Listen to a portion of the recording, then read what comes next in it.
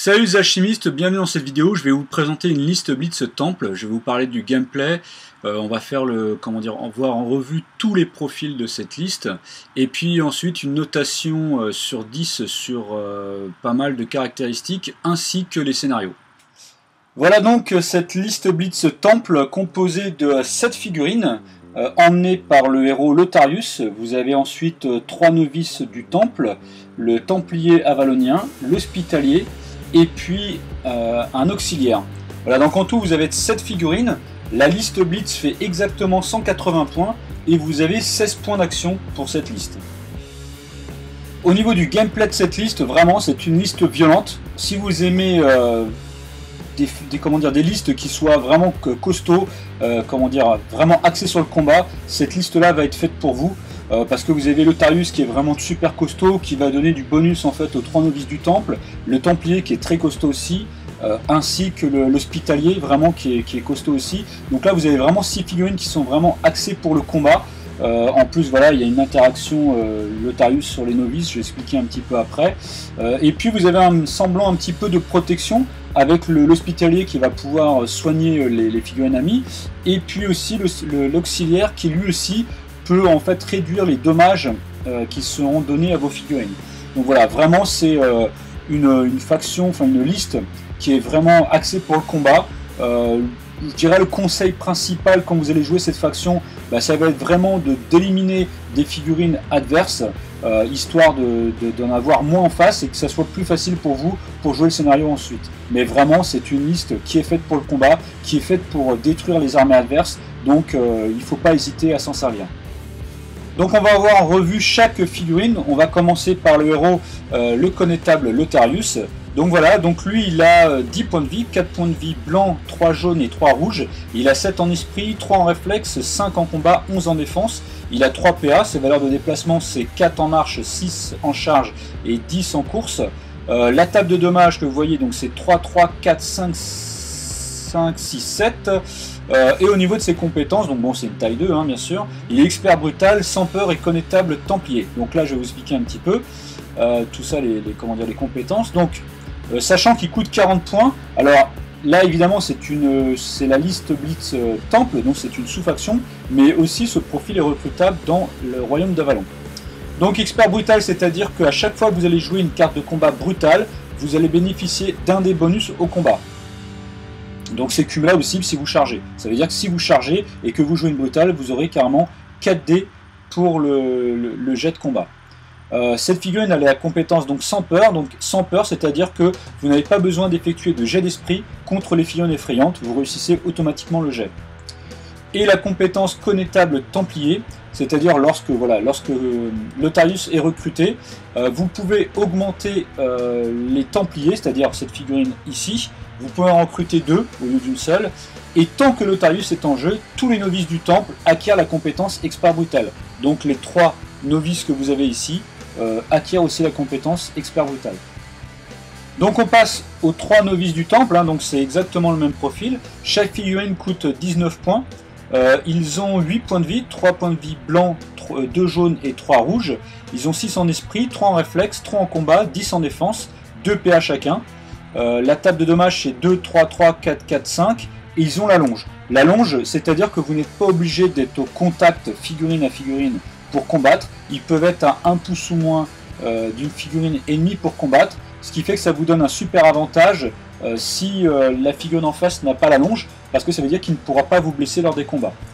Et puis donc je le rappelle, tant que Lotharius est en vie, eh bien les novices possèdent la compétence expert brutal qui vous donne donc un dé de bonus au combat lorsque vous jouez la carte brutale. On continue avec le templier avalonien. Donc lui il coûte 33 points. Voilà, c'est une figurine un peu élite on va dire. Il a 9 points de vie, donc 3 blancs, 3 jaunes et 3 rouges, 7 en esprit, 4 en réflexe, 5 en combat, 11 en défense. Il a 2 PA, vous allez dire 2 PA seulement, mais oui, vous allez comprendre pourquoi. La table de dommages c'est 2, 3, 4, 4, 5, 5, vous voyez c'est une table de dommages quand même assez forte. Au niveau de ses compétences, donc il est sans peur, donc pareil, il n'est pas effrayé par les figurines effrayantes. Il est expert brutal, donc pareil que Lotharius ou pareil que les novices sous l'influence de Lotharius. Et donc il est maître corps à corps, maître combat. Donc qu'est-ce que c'est? C'est-à-dire une fois par tour, au cours de son activation ou en réaction, il peut effectuer une action de combat gratuite. Alors attention, ce n'est pas une charge, c'est-à-dire que lorsque vous allez être en combat, vous pouvez utiliser cette compétence, donc il peut faire en fait une action de combat une fois gratuite par tour. On continue ici avec l'hospitalier du temple des complices. Donc lui c'est pareil, c'est une figurine élite qui coûte 35 points. Il a 5, 6, 7, il a 9 points de vie, donc 5 blancs, 2 jaunes et 2 rouges, 7 en esprit, 3 en réflexe, 5 en combat, 10 en défense. Par contre lui il a 3 PA, sa table de dommages c'est 2, 3, 3, 4, 4, 5. Et pareil, donc il est sans peur, donc pareil, il n'est pas effrayé par les figurines effrayantes. Il a sans faille et imposition des mains. Donc là, je vais expliquer un petit peu plus. Sans faille, donc c'est lorsque en fait il est en combat et qu'il joue une carte parade, il peut forcer son adversaire à relancer son jet de combat. C'est-à-dire que si votre adversaire fait il lance, par exemple, il vous charge, il lance 3D, il fait un double 6. Vous dites, avec la compétence sans faille, je te fais relancer. Donc votre adversaire va devoir relancer ses dés. Par contre, le deuxième jet, vous ne pouvez pas le modifier. Vous pouvez le faire évidemment qu'une seule fois par combat. Donc voilà, second jet, comme c'est marqué sur la carte, le second jet doit être conservé, il ne peut pas être relancé. Mais voilà, c'est super intéressant lorsque vous faites une parade. Si votre adversaire fait un super jet, ça permet de l'annuler entre guillemets. Et dernière de ses compétences, c'est imposition des mains. Donc une fois par tour pendant son activation, l'hospitalier peut soigner un avalinien ami en contact socle à socle. Donc l'hospitalier coche une ou plusieurs cases blanches dans sa ligne de vie, et pour chaque case blanche cochée, l'avalonien ami est soigné de 2 cases de vie. Donc c'est-à-dire si par exemple vous cochez 2 cases de vie blanches de l'hospitalier, vous soignerez 4 points de vie d'une figurine amie. Voilà, donc c'est vraiment super intéressant, vous pouvez faire qu'une fois par tour, mais voilà, c'est vraiment une très bonne compétence de soin. Et on finit par l'auxiliaire du temple, donc là vous en recrutez un, l'auxiliaire coûte 15 points, sachant que vous pouvez en recruter 3 sur une seule et même carte, donc là en l'occurrence on n'en a qu'un seul, donc vous voyez c'est à chaque fois 6 points de vie, donc 2 blancs, 2 jaunes et 2 rouges, il n'a pas beaucoup d'esprit, il en a 5 en esprit, 2 en réflexe, 2 en combat, 9 en défense, 2 PA, la table de dommage c'est 1, 1, 1, 2, 2, 2, et donc il a 2 compétences qui sont furtivité et encensoir sacré. Furtivité, donc ça comprend plusieurs choses, c'est-à-dire que déjà premièrement, vous déployez cette figurine après que toutes les autres figurines soient déployées. Donc voilà. Et ensuite elle est toujours considérée comme étant un couvert pour les tirs, et donc c'est-à-dire que si vous lui tirez dessus, vous pouvez faire un jet de furtivité, et si vous faites 6+, parce que c'est une taille 1, et bien il ne sera pas touché. Donc évidemment il est très difficile à toucher au tir.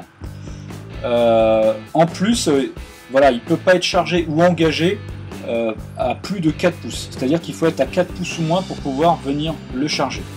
Donc voilà, furtivité, c'est vraiment un truc super intéressant.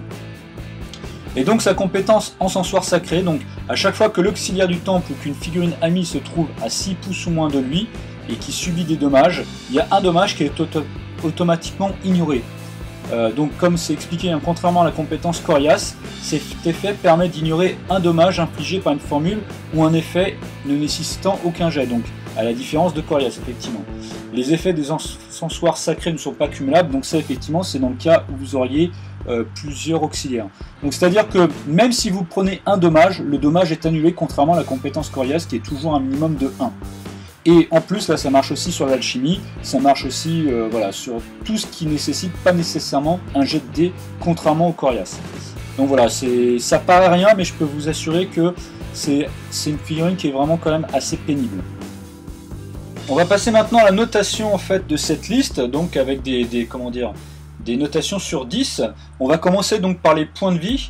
Alors en fait, cette liste cumule en totalité 48 points de vie donc pour cette figurine, ce qui donne une moyenne de 7 points de vie par figurine. Ça donne une notation de 2 sur 10.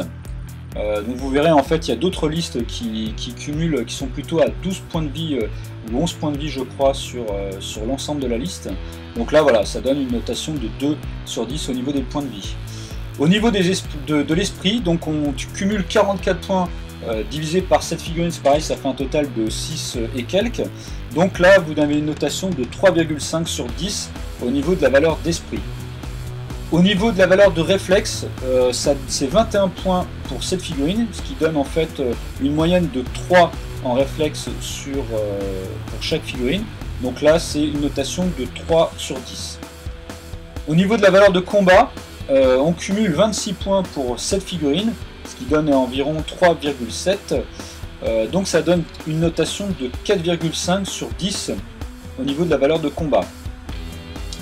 Au niveau de la valeur de défense, on cumule 71 points pour cette figurine, ce qui donne un petit peu plus de 10. Donc c'est une notation de 5 sur 10 au niveau de la valeur de défense.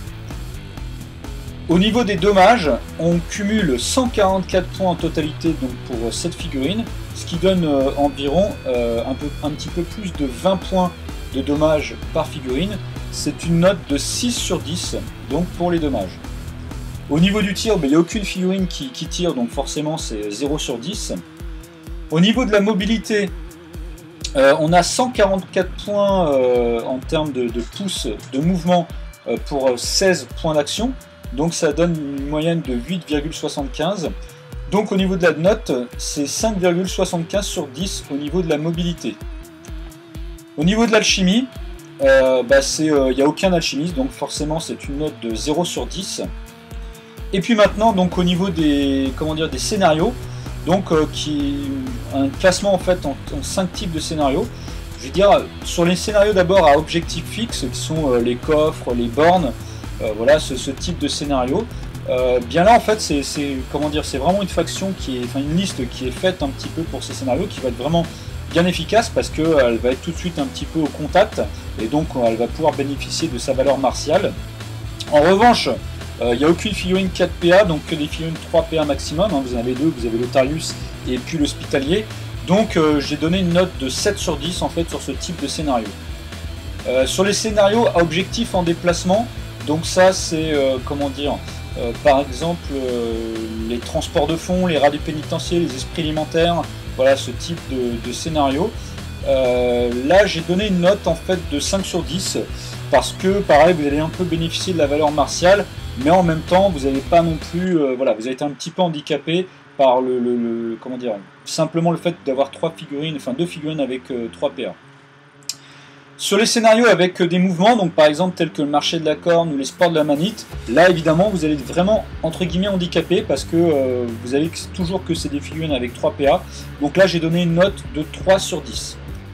Sur les scénarios atypiques, donc les scénarios atypiques que je vais vous donner, voilà, c'est par exemple le carnaval des récoltes, au feu, passe à 10, la chasse aux fuisseurs, les bouches d'égout, sous le sable, voilà les scénarios un peu spéciaux. Voilà, donc là, ça va dépendre des scénarios, des fois vous allez être plutôt pas trop mal, et puis des fois un petit peu désavantagé. Donc voilà, une note moyenne de 5 sur 10.